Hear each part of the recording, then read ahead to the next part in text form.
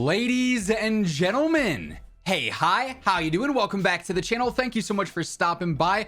Now that we've seen a bunch of different aftermarket parts drop for Modern Warfare 3 and now even some MW2 weapons, I figured it was time to go through, look at the vast majority of the amps that we've got in the game right now. Initially, it didn't seem like a lot of them were all that practical, but now that we've seen so many new ones drop, there's actually a really solid competitive list of aftermarket parts that you can use right now just in the general meta. So starting first here at number 5, we've actually got the M16 Jack PATRIOT kit aftermarket part. This is one that we've actually talked about a couple of times here on the channel as of late, just because this thing really turns the M16 into a very competitive rifle, which is obviously a ton of fun to see. It's able to compete with some of the top tier just general rifle options, and clearly it's in this video, so it's one of the best aftermarket parts that we've got in the game right now. So obviously, first and foremost, you want to have the PATRIOT kit on here.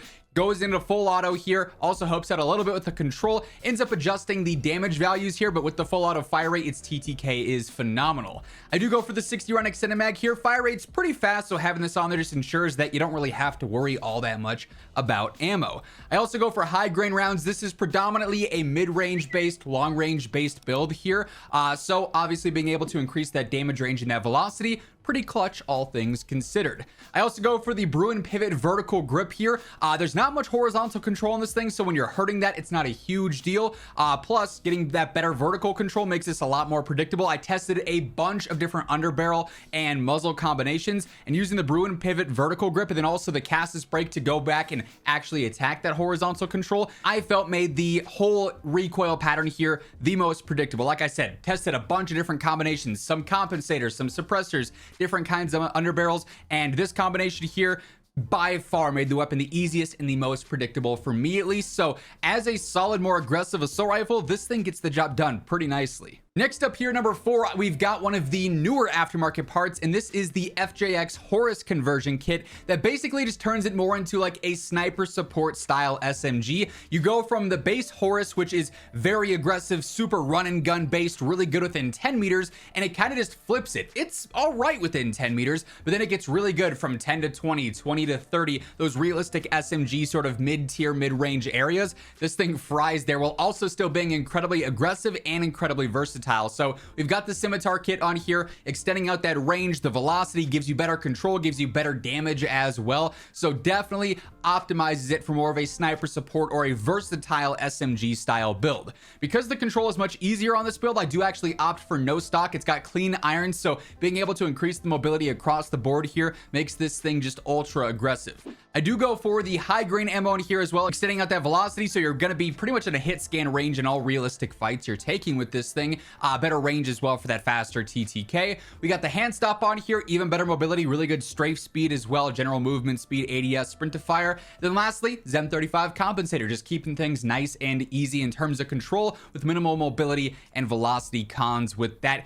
Ton of fun with this build in specific. You got obviously the default 60 round extended mag, so you're fine on ammo there. One of my new favorite SMG loadouts, not just as a conversion kit, but really just in the game in general. By the way, as we're breaking down the best conversion kits and aftermarket parts here today, if you enjoy this video, if you find it helpful at all, a like rating is always really appreciated. And if you're new to the channel, or maybe you have not subscribed yet, let's change that. This is your one-stop shop for all things going on in the world of Call of Duty, so feel free to hit that subscribe button to guarantee you're always up to date. Now, number 3 here, I've got the BP50 conversion kit that basically turns it from a super aggressive rifle into a SMG version of the gun. Still mad aggressive, its mobility is phenomenal here, and its TTK and its first damage range is incredible. It's one of the best in the entire game in general, so this is definitely a very viable option for more run and gun style players. We got the Revenger kit on here, obviously going crazy on the mobility here, better ADS, sprint to fire, general movement. It does end up hurting your range and your damage a little bit, of course, but you gain that back and you sort of build this out to be like an SMG, and it works fine in those style of fights. So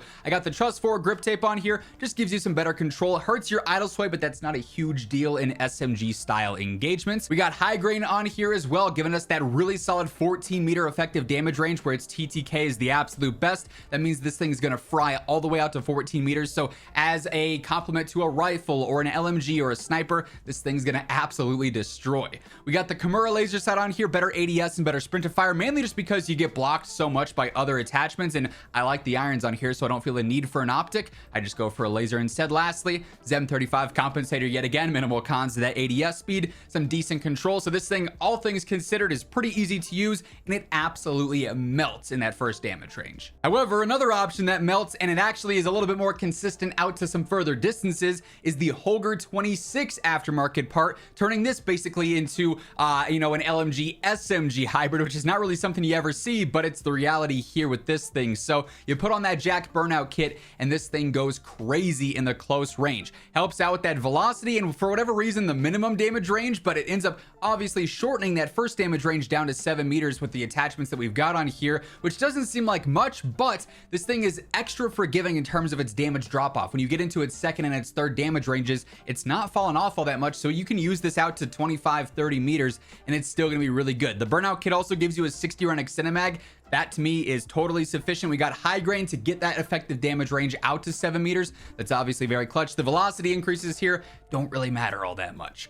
We do got the skeletal vertical grip because this is going to help out with your ADS and your sprint to fire. This thing is not the fastest conversion kit in the game.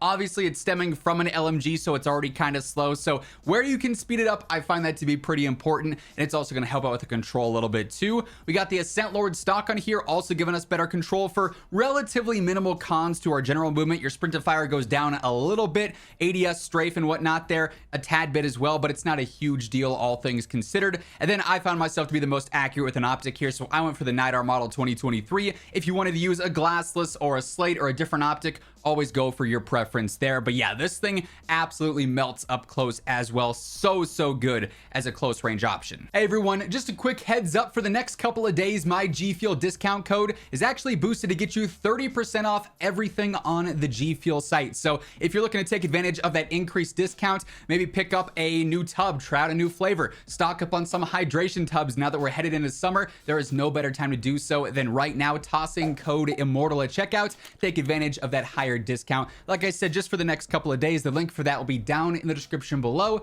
if you're interested. And then lastly, here at number 1, we've got the MCW conversion kit that turns it into more of an AR SMG style sniper support-esque weapon, and it is just so good. By far, in my opinion, the #1 sniper support gun in the game. Its close range TTK is phenomenal. The Raven kit on here really turns this into a super aggressive rifle that, like I said, really feels more like an SMG in a lot of ways. You are limited to a 40 round mag here, which is a bit of a downside, but it works. It gets the job done, especially when you're knocking players so fast. You've got plenty of time to reload for sure. Put on an ELO sight in this case if you wanted to use NIDAR, or again, a slate, a glassless, whatever you're comfortable with here, be sure to rock that. DR6 hand stop. This thing is relatively low recoil, so when you can speed this up and make it a little bit more aggressive, I find that to be pretty valuable. Then I do also go for the Spirit Fire suppressor as well. Again, so easy that even with the minimal control benefits this offers, it keeps the gun nice and consistent, but it also extends out that effective damage range and gives us some better velo. The velo is not great here, so when you do get into some mid-range fights, it might feel a little bit wonky. So if we can bump that up, that's obviously pretty clutch as well. But yeah,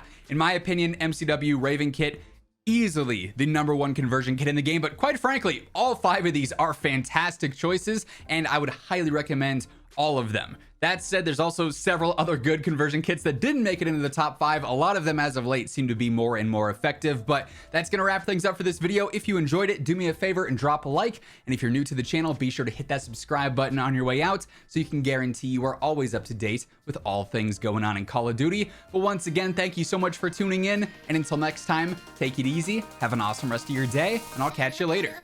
Peace out.